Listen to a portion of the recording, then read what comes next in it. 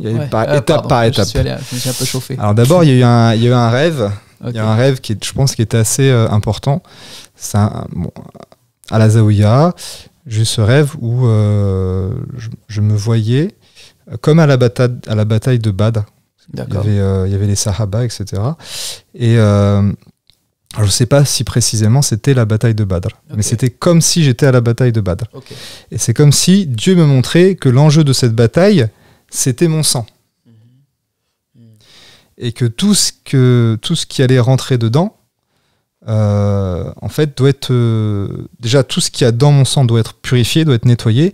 Et pour ça, il va falloir être vigilant à tout ce qui rentre dans ce sang. Ok. Donc, par exemple, la nourriture. Principalement la nourriture, mais pas seulement. Il y avait aussi, et ça, c'est des choses même que j'ai reçues, mais sans forcément les comprendre, il y avait le froid. Il fallait que je passe par le froid. Alors peut-être que ça s'explique parce qu'il y a tes vaisseaux sanguins, peut-être un rétrécissement des vaisseaux sanguins, je sais pas, mais je sais qu'il y avait quelque chose par rapport au froid. Pendant un moment, j'ai dû endurer un petit peu le froid. D'ailleurs, ça s'est déclenché vers février, mars. Donc c'est une période où il faisait un peu frais à la Zaouïa.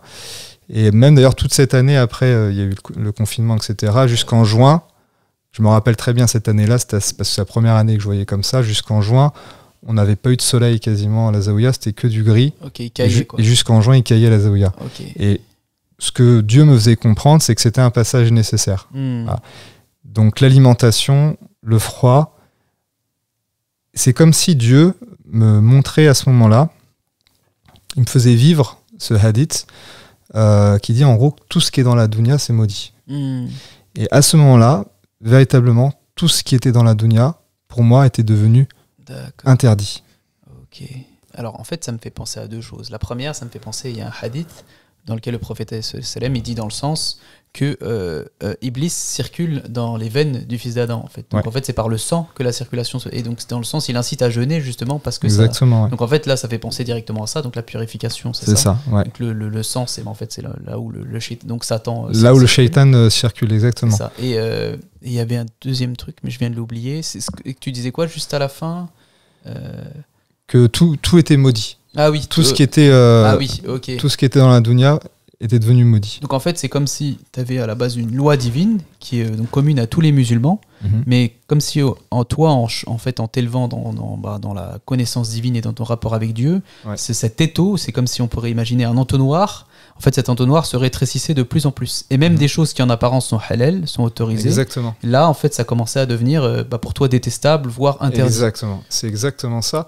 Il faut comprendre que c'est vraiment une caractéristique du cheminement, c'est qu'on te fait vivre en quelque sorte. Des fois, on va te faire vivre un hadith, on va te faire vivre un verset du Coran, on va te faire rentrer dans ce verset, et c'est comme si tout ton environnement va devenir ce verset. C'est comme si tout ton environnement va devenir ce hadith. Et c'est exactement ça que je vivais. Donc, il n'y avait pas seulement ce hadith-là, mais notamment, je vivais cette phase-là où tout devenait illicite, tout devenait interdit. Et vraiment, il faut comprendre, c'est pas quelque chose qui est de l'ordre psychique, psychologique, auquel tu vas parvenir avec tes réflexions et te dire donc j'en conclus ça, donc je dois, et tu vas toi-même t'imposer certaines restrictions. Non, c'était quelque chose qui m'était extérieur et qui m'était imposé extérieurement et qui m'était imposé intérieurement, mais pas par mes réflexions, par cette vérité qui se dépose dans ton cœur dont je t'ai parlé au début, dont on a parlé ensemble au début. C'est que cette vérité qui est pas nommable, on n'a pas des mots, on a juste une vérité, une certitude qui te dit fais ceci, fais cela, ne prends pas ceci, ne prends pas cela. Et en général, on va s'opposer parce qu'on est rebelle, puis on aime bien la nafs, l'âme. L'ego aime faire un petit peu ce qu'il aime. Il n'aime pas trop qu'on lui mette des barrières, il n'aime pas trop qu'on lui interdise. C'est normal, c'est sa nature, il est comme ça. Et bien là, cette fois-ci, on venait intérieurement me dire ce que je vais faire et extérieurement me montrer par ce phénomène de synchronicité amplifié d'une manière en fait inédite pour moi. Je savais même pas que c'était possible en fait que ça arrive de cette façon-là. Et c'est comme ça en fait qu'on me dirigeait vers là où je devais aller, ce que je vais faire et ce que je vais pas faire. Ok, donc grosso modo, c'est pour donner une image, c'est comme si tu avais entre guillemets une intuition par rapport à telle chose ou que tu recevais quelque chose donc, et de cette lumière. Et en fait, en fonction de ton application ou de ta non-application, ça avait des conséquences directes dans l'environnement qui t'entoure. Alors ça, c'est autre chose. Mais effectivement, il y a d'abord ce phénomène d'inspiration qui devenait, comment dire, le terme exact, injonction. C'était plus une inspiration, c'était une injonction qui se déposait dans mon cœur. Tout mon être, en fait, se tournait vers cette injonction. Je pouvais plus, c'est comme si elle me, comment dire, j'étais omnibulé par cette injonction.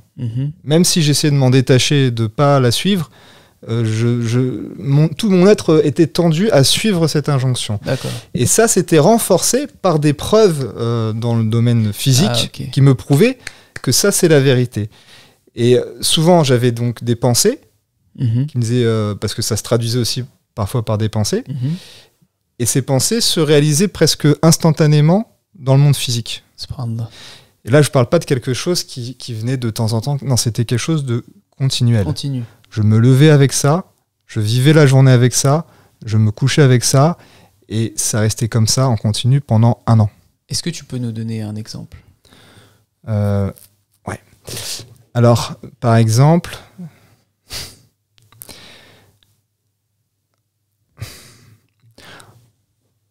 en fait, clairement, on me disait, on m'a fait comprendre que c'est comme s'il y avait une voix intérieure qui me disait « Pierre, je t'aime. Je veux pas qu'il t'arrive de mal. Mais si tu fais pas ce que je te dis, ce sont les gens autour de toi qui vont en payer les conséquences. » Et concrètement, c'est comme ça que ça se passait. Et je voyais des événements autour de moi, des catastrophes qui se produisaient presque instantanément, ou peu de temps après que je sais que je faisais quelque chose qui plaisait pas forcément à Dieu, et on me montrait instantanément, alors je prends un exemple un peu basique, par exemple, à ce moment-là, j'étais dans un état en fait où j'avais plus le droit de manger aucune nourriture, si ce n'est la nourriture de la Zaouïa. Voilà. C'est la seule nourriture qui m'était permise. C'est comme si tout le reste m'était devenu interdit. En fait, c'était la nourriture qui était autorisée par Sidi Chir.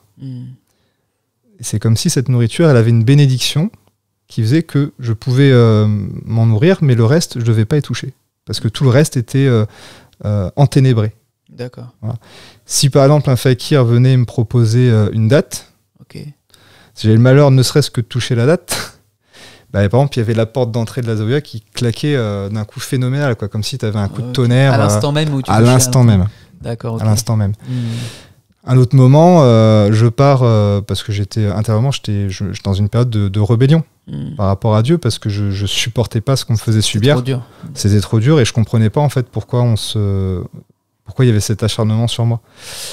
Et je pars de la Zaouïa furieux, je vais faire un tour. Et quand je reviens, on me dit « Ah, c'est une catastrophe, il y a l'ouvrier qui était en haut du toit, il est tombé. » Ce qui arrive jamais. Moi, ce qui n'arrive jamais. Enfin, pas passé des années, mais j'ai passé beaucoup de temps à la Zaouïa. J'ai jamais vu ça. Voilà. Ou par exemple, tu avais une porte en verre, un Velux qui était posé avec les ouvriers sur lesquels qu'ils allaient installer, qui était posé, c'était au 2e étage de la Zaouïa, contre un mur. Et puis là, pareil, il y avait un truc que j'avais pas fait, et le Velux qui s'effondre et qui s'explose en 1000 morceaux. Et voilà, c'est des exemples. Ou un autre exemple, l'exemple du chat. Pareil, alors je sais plus précisément à quoi je pensais, qu'est-ce qui s'était passé, mais le chat la porte se referme sur lui, ou un fakir qui se retrouve avec la main blessée, ou des choses comme ça. Voilà. Donc ça, c'est des exemples. En fait, c'est des exemples qui me viennent à l'esprit. Mais il faut comprendre que c'était de manière continuelle, en permanence, tous les jours, tout le temps, d'une manière, que tu peux pas, en fait, même avec la plus mauvaise volonté, tu peux pas rejeter en fait que Allah il est bien en train de te montrer quelque chose, et voilà. Et en plus de ça, il y avait vraiment une frayeur en moi, une peur qu'il arrive quelque chose à ma famille. Et je sentais, j'avais cette vérité en fait dans mon cœur qui me disait même tes proches, ils sont pas à l'abri. Ils sont pas à l'abri. Donc j'ai fait une fidia de 300, enfin peu importe le montant d'ailleurs, pour mes parents, pour les protéger. Et j'ai su par la suite, et j'ai vu ça en rêve, que mes parents, ils ont failli avoir un accident de voiture. D'accord. Et au dernier moment, l'accident a été détourné en quelque sorte.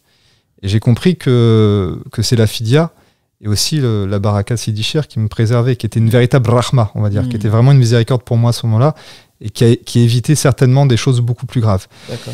Et il y avait vraiment ce sentiment profond en moi, comme si Dieu avait enlevé un voile entre moi et lui, et entre moi et le malakout. Alors, le malakout, qui est si tu veux expliquer. C'est le monde angélique, c'est le monde subtil, c'est le monde qui dépasse le monde physique. C'est ça. Voilà. Donc, pour faire grosso modo, on a le moulk, qui est le monde physique dans lequel on évolue. Voilà, le monde grossier. Et le malakout, qui est le monde spirituel. Spirituel. On trouve djinn, ange, exactement. Lumière, et ainsi de suite. C'est ça, exactement ça.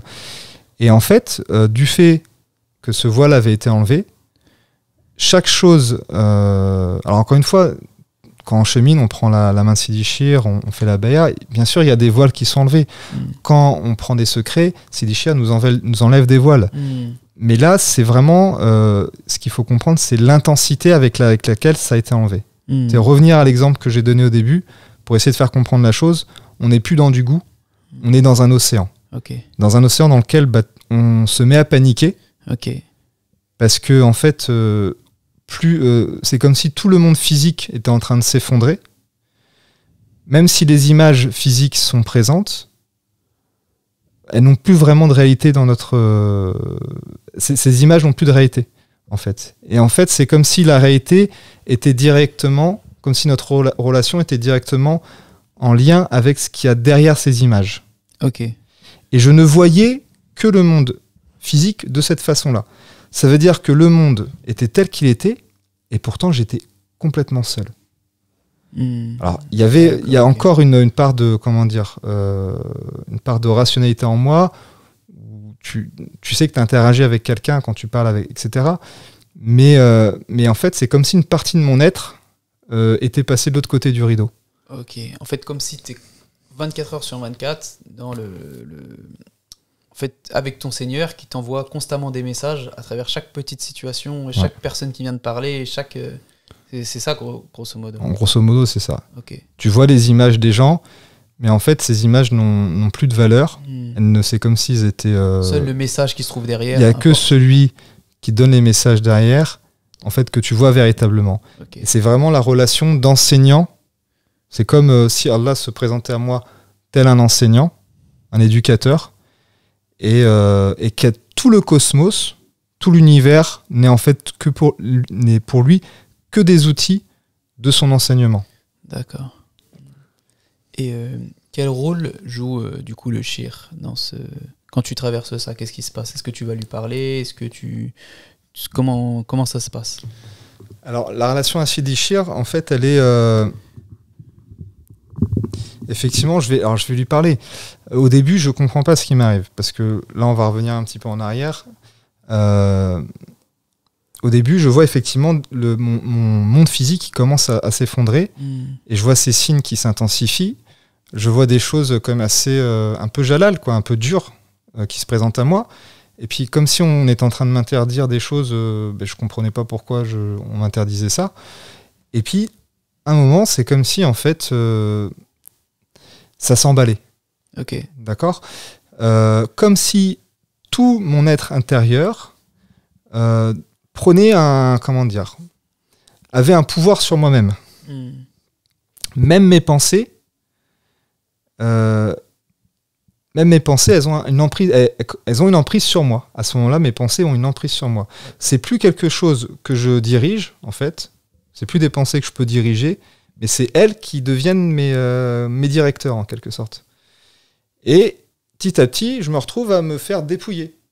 C'est-à-dire qu'on me dit, enlève ça, tu vas ton ordinateur portable, tu vas t'en débarrasser, il faut que tu te débarrasses de tout. Il y avait une aspiration profonde, mais c'est pas une aspiration du cœur, quoi. C'est pas quelque chose que tu fais avec amour. C'est comme si on t'empoignait, on t'enjoignait, on t'obligeait à faire ça. Et là, tu sens vraiment à ce moment-là qu'il y a, voilà, on a enlevé un voile avec le monde, avec le malakout. Et en fait, tu te reçois ce malakout en fait en plein dans le cœur. Et c'est pas encore dirigé. C'est-à-dire que ton shir, il t'a juste laissé tomber dans un océan. Et c'est comme s'il disait, débrouille-toi un peu seul. Débrouille-toi un peu seul. Pour que tu saches un peu ce que c'est. Ok. Et là, c'est la panique totale. Il t'a laissé en fait dans une espèce de flou, volontairement, pour que toi-même tu cherches à comprendre, à appréhender ce qui t'arrivait, quoi. Ouais, que en quelque sorte, que je goûte aussi à l'océan, mais en nageant véritablement dedans cette fois-ci. Je vois. Et en me rendant compte que tu perds complètement pied, que c'est une panique totale. J'avais cette image de Moïse, alayhi salam, qui fondait la mer en deux et qui marchait sur une terre sec. Et je me disais, en fait, c'est ça, quelque part, la charia, un prophète, est capable de poser une charia, en fait, dans un monde, parce que le monde tel que je le voyais à ce moment-là était un monde qui n'avait plus de tangibilité, n'était plus tangible. Comme s'il était plus stable. C'était devenu totalement instable. Okay. J'avais une pensée, elle se réalise dans le mouk. Ok, je vois. J'avais des injonctions qui m'obligeaient à faire des choses, je me disais, et qui m'obligeaient à me dépouiller de moi-même, qui voulaient m'effacer en quelque sorte. En fait, tu étais dépassé par les théophanies, quoi, finalement. Complètement. Ok. Complètement effacé, complètement dépassé et en panique totale. C'était plus... on sortait... plus rien à voir avec l'état de Jamal, de beauté que je vivais avant. Là, j'étais dans un état de panique totale. Okay. Et je voyais vraiment le monde physique devenir une eau, en fait. Il n'y a plus aucune stabilité. Et je savais plus. Comme un enfant, tu vois, qui patauge, en fait, qui est en train de se noyer et qui ne sait pas quoi faire. Ok. Ok. En fait, de mon point de vue, je vois ça comme si, donc Dieu, parmi les noms de Dieu, il y a le jaloux. Donc en fait, c'est comme si Dieu, avait dans ce prisme de jalousie, t'avais voulu, entre guillemets, que pour lui.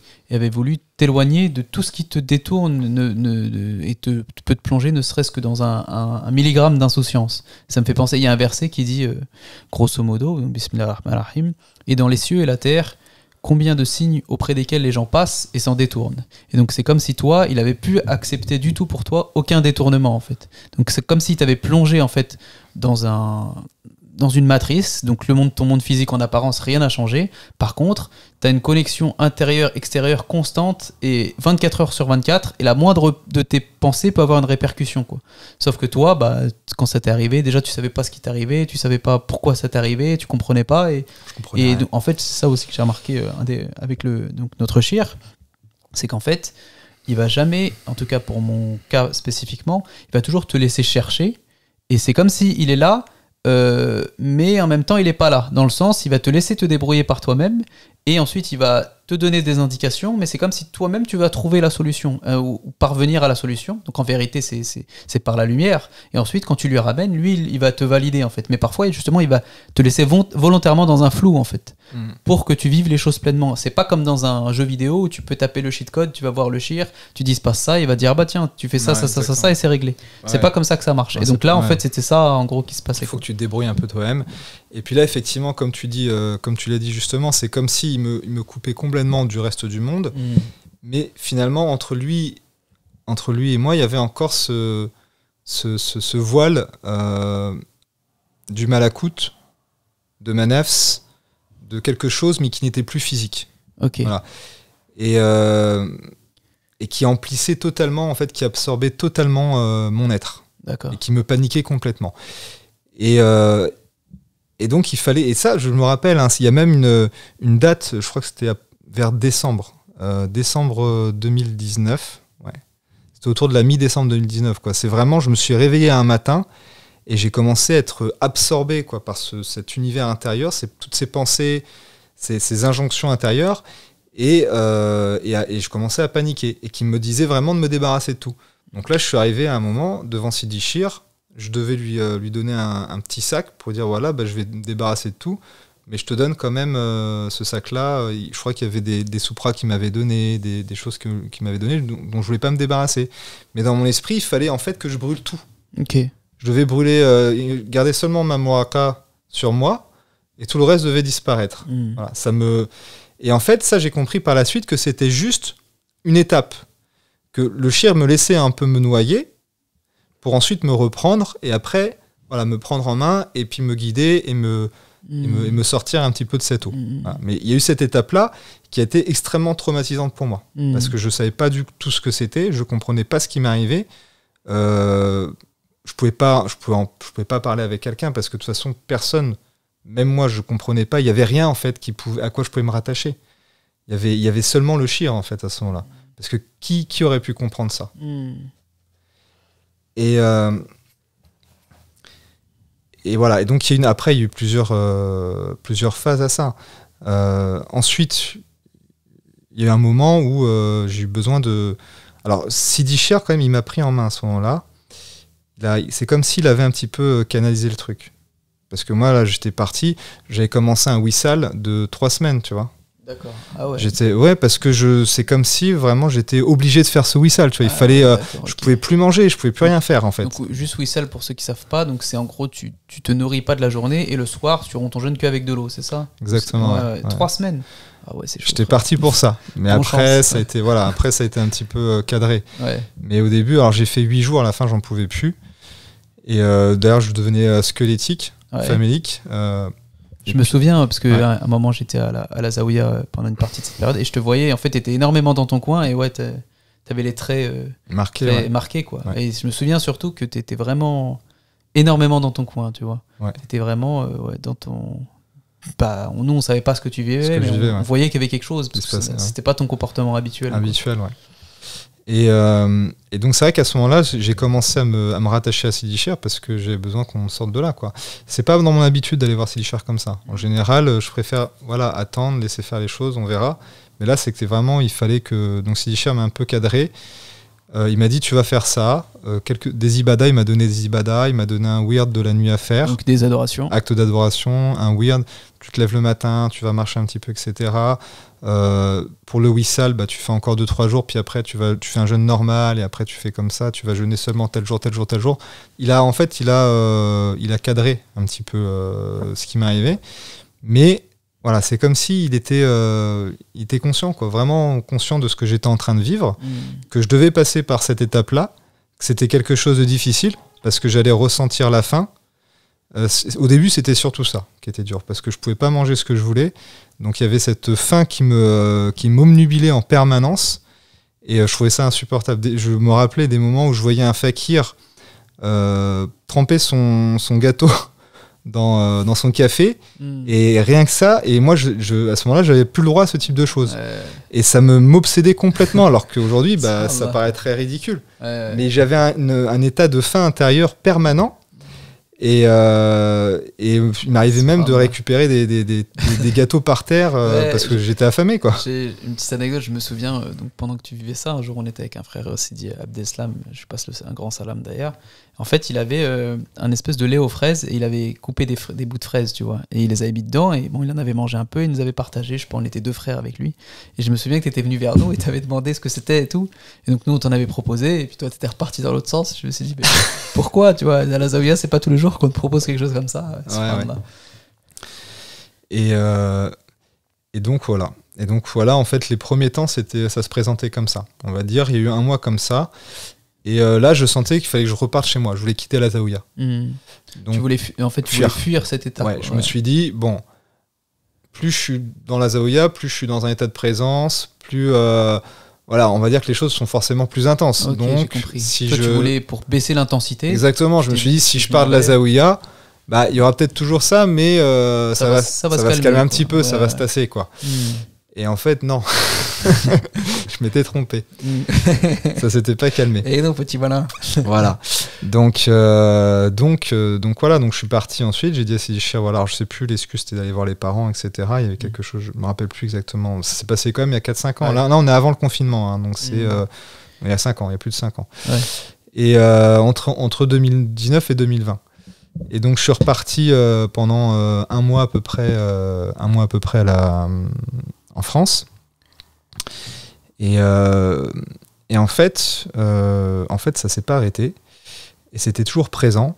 Okay. Et c'est comme si je vivais une raloi. en quelque sorte, donc un dépouillement, mais une halwa quand même bien particulière. Et c'est comme si en fait ma halwa c'était ma moulaka, que je devais garder tout le temps. Et petit à petit, je vivais comme un état de confinement.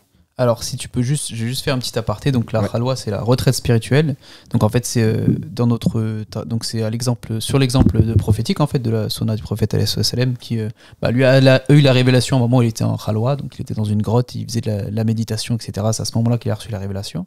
Le disciple, quand il accède donc au premier secret de la lecture du nom d'Allah, il fait une halwa. Donc, il va s'isoler dans une pièce pendant 3 jours, dans le noir, sous état de jeûne. Il va faire du dhikr, constamment le dhikr Allah, Allah, Allah. Et en fait, suite à cette halwa, ou pendant cette halwa, son Seigneur va lui dévoiler en fait son secret. Donc là, en fait, quand tu parles de halwa, c'est-à-dire qu'en fait, finalement, en apparence, t'es pas dans une halwa parce que t'es pas confiné à une pièce, etc. T'es dans le monde physique avec les gens et tout. Mais intérieurement, toi, c'est comme si t'étais tout seul et dans un confinement. Exactement. Je suis confiné, je suis isolé. Et ça se passe intérieurement. Mais intérieurement et en même temps, mon monde physique, le monde extérieur réagit en fonction de tout ce qui se passe intérieurement. D'ailleurs, pardon, excuse-moi. Ouais, vas-y, continue. Non, j'allais dire que justement, tu m'avais raconté, quand on en a reparlé il y a une petite dizaine de jours, qu'à un moment, tu étais dans ton studio à Orléans, donc tu vivais dans un studio, et qu'à un moment, tu savais, entre guillemets, que tu devais pas trop sortir, et à un moment, tu étais sorti, et tu m'avais dit que c'était... Ah ouais, c'était incroyable. En fait, voilà, c'est ça. Au début, ça se faisait de manière... progressif en fait. Au début j'arrive en France, bon je me dis peut-être ça va être un petit peu mieux. Et puis je sens que petit à petit, quand je vais faire quelque chose, je descends, je fais une course, dépêche-toi de rentrer quoi, comme si tu dois pas rester à l'extérieur. Bon, et au fur et à mesure que le temps y passe, je suis de plus en plus obligé de rester en fait à l'intérieur de mon studio. Et vraiment, si je dois sortir, c'est de manière extrêmement exceptionnelle ou pour quelque chose où j'ai pas le choix. Et je me rappelais quelques jours avant mon départ à la Zaouïa, parce que finalement j'ai décidé de revenir à la Zaouïa. J'avais passé un mois, Sidi Chah m'avait dit un mois, je crois, me semble. Donc j'avais passé un mois, il fallait que je rentre. Je sors un matin et effectivement je savais qu'il fallait plus que je sorte. Et là, quand je sors dehors, en fait, j'étais dans un décor de film. C'est comme si chaque personnage, c'est un décor planté, en fait. Chaque personnage est en train de jouer un rôle. Il sait parfaitement qu'il joue un rôle. Et tu deviens, en fait, comme le protagoniste de ton film, quoi. Voilà. Et tout s'articule, en fait, à ce moment-là, tout s'articule autour de toi. Tout l'environnement s'articule autour de toi.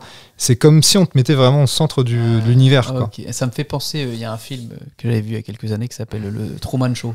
Je sais pas si ça te dit quelque chose. Ouais. Et donc en fait c'est un homme, et en fait ce qui se passe c'est qu'il est sur une île, et en fait lui il est dans une télé-réalité, et en fait c'est le seul personnage de la télé-réalité. Tous les gens autour de lui sont des acteurs, et il y a que lui qui n'est pas au courant en fait. Et tout s'organise autour de lui pour lui faire...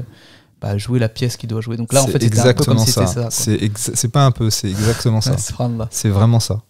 C'est vraiment ça. Et du coup, j'avais vraiment ce sentiment d'être complètement seul, parce que c'est comme si tu étais le seul être conscient, que les autres sont pas vraiment, ils jouent un rôle, c'est pas vraiment ce qu'ils sont. Et ils jouent leur pièce leur acte dans la pièce de théâtre, ensuite ils ressortent. Et c'est ça. Et donc tu te sens seul, quoi, en fait, complètement seul. Donc j'ai fait mon tour, je suis rentré. Et ensuite, et c'est ça qui est incroyable, c'est que en fait la doua, la lettre que j'ai déposée à Sidi Chah, elle s'est réalisée. C'est-à-dire que à ce moment-là, c'est le moment où j'ai rendu mon appartement. D'accord. J'ai rendu le studio où j'étais. Okay, donc... J'ai demandé à Sidi Mourad de passer, de tout récupérer. Donc il a absolument tout pris. Ce qu'il voulait garder pour lui, il le gardait. Il fallait rien que je vende. Il fallait tout que je donne. Et tout le reste, il pouvait le mettre à la déchetterie s'il voulait, etc. Je lui ai donné ma voiture, je lui ai tout donné en fait. Et il fallait que ce soit comme ça. Et c'était pas un choix, c'est comme si vraiment on actualisait, en gros, c'est la lettre que j'ai donnée à Sidi Chah. Maintenant, il est temps de passer à la caisse et de donner ce que tu as donné. Ok, donc ton pied-à-terre dont tu te servais en fait quand Exactement. Tu faisais tes allers-retours en France, même ça tu l'as rendu. Donc là, à ce moment-là, j'avais plus rien en fait. Il me restait, j'avais juste mon sac à dos avec lequel je partais à la Zaouïa. Ok. J'avais un petit sac dans lequel j'ai mis quelques affaires que je voulais conserver. J'ai fait une doua là en lui demandant s'il voulait bien me garder ce sac-là. Un petit t-shirt, une voilà. paire de chaussettes. Et puis finalement, après la Zaouïa, j'ai quand même abandonné Allah. J'ai dit, vas-y, prends même ce sac si tu veux. Okay. Et puis finalement, quand je suis revenu, je l'ai quand même retrouvé ce sac. Ok, alhamdoulilah. Et ça m'a permis de... Parce que quand je suis revenu de la Zaouïa, après le confinement, j'avais vraiment plus rien, quoi. Donc ça me permettait quand même d'avoir quelques affaires. Et donc voilà, et je suis parti à la Zaouïa comme ça. Et là, quand j'arrive à la Zaouïa, bon, déjà, il y a quand même un soulagement parce que je sentais que voilà, il fallait pas que je reste loin de la Zaouïa. Maintenant, il était temps. J'avais compris ce qui était en quelque sorte, j'avais compris ce qui était attendu de moi. C'est-à-dire que Dieu, il était en train de me purifier, il était en train de me nettoyer complètement du monde extérieur. Il voulait me garder avec lui et pendant un temps, s'occuper de moi et enlever tous les ténèbres en quelque sorte que j'avais en moi. Et quand j'arrive à la Zaouïa, pareil. Je commence au début, forcément on teste. Donc je teste, je commence à sortir de la Zaouïa pour aller acheter des gâteaux. Et en fait, voir où est la limite, quoi. Voir où sont les limites. Et là, on me montre clairement que c'est niet, quoi. C'est interdiction. Maintenant, tu vas vraiment faire ta halwa. Et ta halwa, ce sera la Zaouïa. Et tu resteras dans la Zaouïa. Et ça, c'était quelques jours avant que le confinement, que le Covid, le virus du Covid se déclenche. Que le confinement en fait se déclenche. Ok. Donc en fait, excuse-moi, je t'ai Vas-y. Non, j'allais dire en fait, donc toi, tu as eu les prémices d'un confinement intérieur et spirituel. C'est ça. Et en fait, c'est comme si, en fait, comme tout ton monde s'organise autour de ton confinement, ça s'est carrément manifesté ensuite dans le monde physique par le Covid. C'était en fait ce confinement. Alors je dis pas le confinement, c'est mon cheminement. Enfin, c'est dans mon monde intérieur à ce moment-là. Le confinement est venu comme une continuité logique. En fait, de ce que j'étais en train de vivre. Mais il faut quand même préciser quelque chose, c'est qu'en fait, si on prend la chose, donc Dieu, il a créé les gens pour le connaître. Donc, qui est-ce qui va accéder à sa connaissance? C'est ceux qu'il a eu. Donc, en fait, concrètement, c'est les croyants. Donc, en fait, la réalité, c'est que Dieu, tout ce qui va se passer autour du monde, les guerres, je sais pas, les confinements, les virus, etc., en fait, ça va s'organiser autour du cheminement des croyants. Donc, en fait, toi, en tant que croyant, tout ce que tu vis, tout ce que tu vois autour de toi s'articule en fait pour te faire cheminer. Et ça peut être des choses parfois qui ont des proportions dans l'apparence au niveau du moulk énormes. Moi, je vais donner juste un exemple très brièvement. Un jour, il y avait une grève des poubelles à Paris. Donc tous les jours quand je sortais, je voyais des poubelles qui s'accumulaient. Parce qu'en fait, Dieu voulait me faire comprendre quelque chose. Moi, je comprenais pas. Quand j'ai compris, moins de 48 heures après, les éboueurs ils sont passés, ils ont débarrassé toutes les poubelles. Donc en fait, ça c'est un exemple. Et le Covid, c'est la même chose en fait. Toi, tu as vécu quelque chose de très fort, et en fait, ça s'est manifesté dans le moulk. Donc après, il y aura toujours une cause apparente, voilà, virus qui débarque parce que. Mais toi, dans ta synchronicité, tu sais que Dieu il reflète quelque chose d'intérieur. Dans la logique, en fait, c'était le confinement est venu comme la continuité, l'affirmation extérieure de ce que déjà j'étais en train de vivre depuis plusieurs semaines. J'étais j'étais dans le confinement avant tout le monde, en quelque sorte. C'est comme ça me fait penser à l'image de, tu sais, tu jettes un caillou dans l'eau, tu as une première petite onde qui se propage et une deuxième, tu vois. C'est comme si en fait c'était descendu sur toi et ensuite ça s'est propagé et puis en fait tout le monde s'est retrouvé dans ce confinement en fait. Ouais. Et en tout cas, de mon point de vue, c'est comme ça que je le vivais, quoi. Et quand on m'a annoncé le confinement, j'étais à la Zaouïa et j'avais une espèce de colère, quoi, parce que je disais. T'étais prêt à aller où en fait pour me coincer, quoi. Jusqu'où Alors que ça n'a pas de sens quelque part de se dire ça. Mais à ce moment-là, dans la relation où j'étais avec Dieu, c'est comme si j'étais seul dans le monde. Donc finalement, c'est comme si Dieu il me disait, tu vois, je peux même déclencher une guerre pour te nettoyer en fait. Il n'y a plus de limite parce que le monde il est devenu évanescent. Les images, le monde physique est devenu quelque chose d'évanescent. Il n'a presque plus de réalité.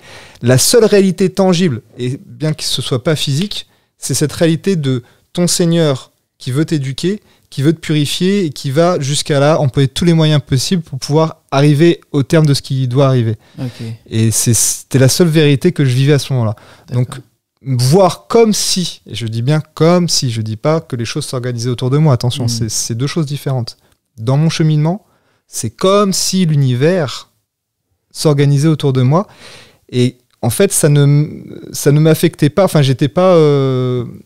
c'est pas quelque chose qui me... comment dire que je trouvais choquant dans le sens, c'était dans une logique. Dans cette relation que j'avais à Dieu, c'était la continuité logique des choses, en fait. Et voilà. Ok, donc du coup, tu arrives à la Zaouïa. tu rentres chez toi, tu comprends que tu peux pas échapper entre guillemets à ce que tu es en train de vivre. Ouais.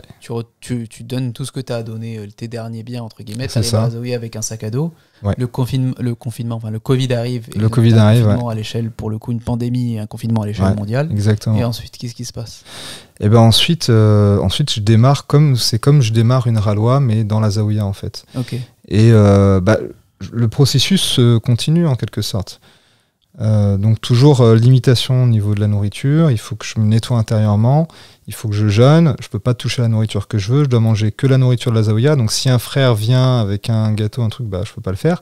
Et puis surtout, cette relation que j'avais avec Dieu qui était complètement intensifiée, quoi. Et intensification des isharas, des indications spirituelles, et voilà, et surtout cet état dans lequel j'étais plongé, et qui était pour moi comme un océan. Et Sidi Chir, en fait, qui vient et qui me tend sa main et qui me dit voilà, maintenant, je t'ai laissé un petit peu vivre comme ça. Je suis intervenu, je t'ai pas laissé tout seul. Maintenant, tu vas me suivre. Voilà, je vais pas te laisser te noyer, je vais pas te laisser couler. Tu vas me suivre. Je vais te dire ce que tu vas devoir faire. Ça sera pas quelque chose de facile pour ta nefs, pour ton ego, mais c'est la meilleure solution, c'est la seule solution en fait qui s'offre à toi. T'en as pas d'autre. Et jusqu'à ce qu'on arrive au terme de ce qu'on doit arriver ensemble. Voilà. D'accord. Et du coup, est-ce que tu peux rentrer un petit peu dans le détail? Qu'est-ce qui t'a donné des indications? Comment ça s'est passé? Alors, dans le domaine physique, il n'y a pas eu de vraiment... Alors, des fois, ça arrivait, je pouvais aller à son bureau, et puis là, il me faisait comprendre, c'est comme il confirmait un petit peu les signes qui me donnait intérieurement, en quelque sorte. C'est qu'il me montrait... alors, des fois, il va pas s'adresser à moi directement, il va parler par exemple à un autre fakir. Ça m'est arrivé souvent. Et puis voilà, et puis il te fait comprendre que il faut que tu te sortes un petit peu, que tu fasses des efforts et que tu rentres un peu dans le jeu dans lequel il t'a mis. Et voilà. Après, au niveau des... en fait, quelque part, tout ce que je vivais intérieurement, tout ce qui se précisait extérieurement, tout a été posé en fait à ce moment-là, quoi. Avant que je rentre dans la Zaouïa, avant que le confinement arrive, que le Covid arrive, je vivais déjà cette ralwa, quoi. Et sauf que là, maintenant, j'étais dans la Zaouïa. C'est comme si Sichel avait fermé la Zaouïa, et fermé à clé. Et je vais continuer à vivre ce dépouillement intérieur, mais cette fois-ci à côté de lui.